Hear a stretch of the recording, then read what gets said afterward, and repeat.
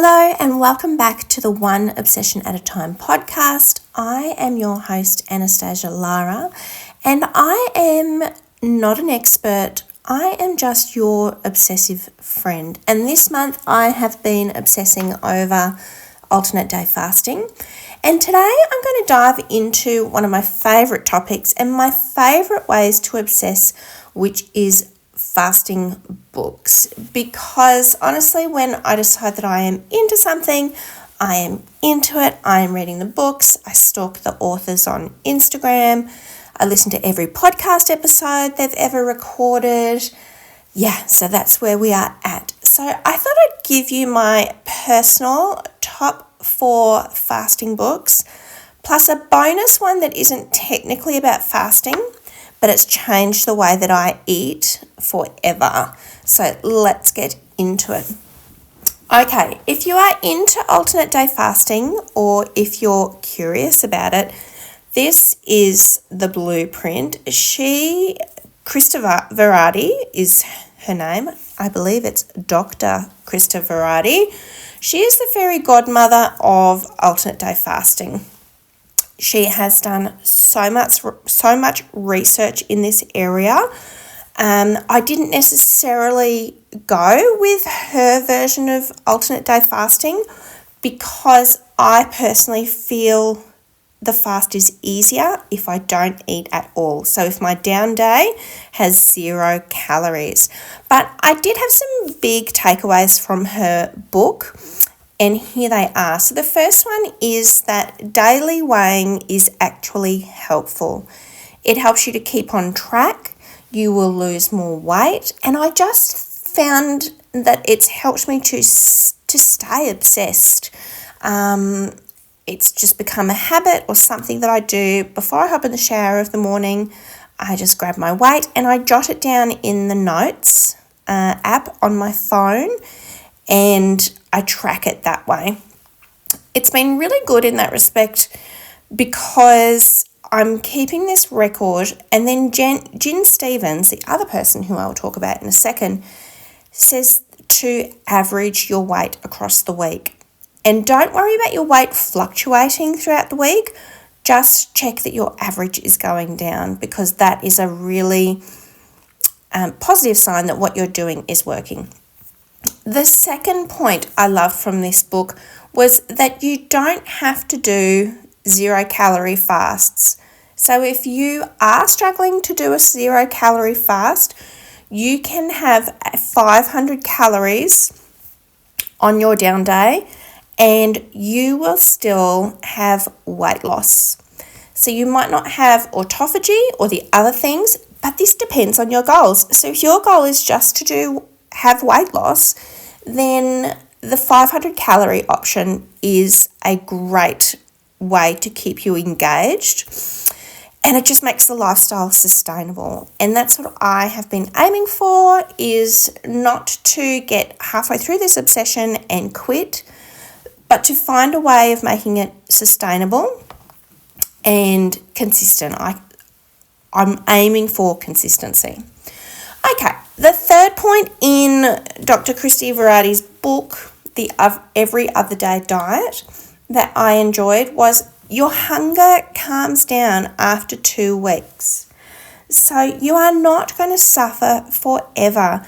The beginning of alternate day fasting is really hard, but your body will adapt faster than you think. And so actually reading that was very motivating in the beginning of the month. It kept me going. Okay, book number 2, Fast, Feast and Repeat by Gin Stephens. She is my girl. I love her because she's real. She's very detailed. She's honest about her mistakes. And she explains things in a way that makes me go, oh, now I get it. So the 3 big things that she taught me from this book was weighing daily, so she's reiterating that, but only caring about the weekly average. So the scale is like the stock market. It goes up, it goes down, but only the trend matters. Genius. The next thing I learned off Gin Stephens is that the clean fast rule is everything. Black coffee, water, unflavoured tea. Once you commit to this, fasting becomes so much easier. And it's true. I can't tell you how hard it is for me to keep fasting if I have something that has taken me off track. It is just impossible. The third one is that you get to experiment. She is the queen of finding what works for you. She has done alternate day fasting. She has done 1 meal a day. She has done different hours. She changes things around her cycle or her life. And there is no guilt and there's no perfection. That is so important. Consistency over perfection every time. That's been my big takeaway this month. My third favourite book is also by Jen Stevens, Delay, Don't Deny. It's her earlier book. It's still one of my favourites. The mind shift. So number one is the mind shift. This is the number one takeaway. It's not I can't eat. It's that I just choose to eat later. Such a tiny shift, but such a big difference. You are not denying yourself that chocolate cookie. If you want that chocolate cookie, you can have it. You can just have it later though. And I found that really reassuring. The second point from this book is that fasting is a lifestyle. It's not a diet. No tracking, no maths, no drama.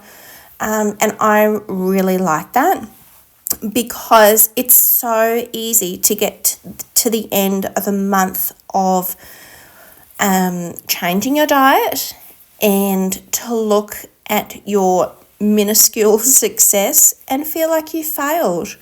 When you haven't. It's all part of adapting a lifestyle that is sustainable. And I found that I really enjoy my fasting days and I really enjoy how fasting makes me feel. And that is something I want to take into my future life and be part of my future self. So that was a really good takeaway. The third takeaway from that book was her real life stories. Lots of anecdotal messages from normal, everyday people that basically said, if they can do it, you can too. And I really like that motivation. The fourth book that is a must read if you are going to do alternate day fasting is The Obesity Code by Dr. Jason Fung. If you want to understand the why behind fasting, this is your book. He also has some YouTube videos that you can watch and is very popular on podcasts. My 3 big takeaways. Number 1, insulin is the driver of weight gain. It's not willpower, it's not calories, it's your hormones. And every time you eat, you activate that hormone. So the longer that you can go in between times that you eat, the better for your body. Number 2, fasting gives your body a proper break. So lower insulin in your body helps you to burn fat better and it gives you better health overall. That's what we're all aiming for. So I love that one.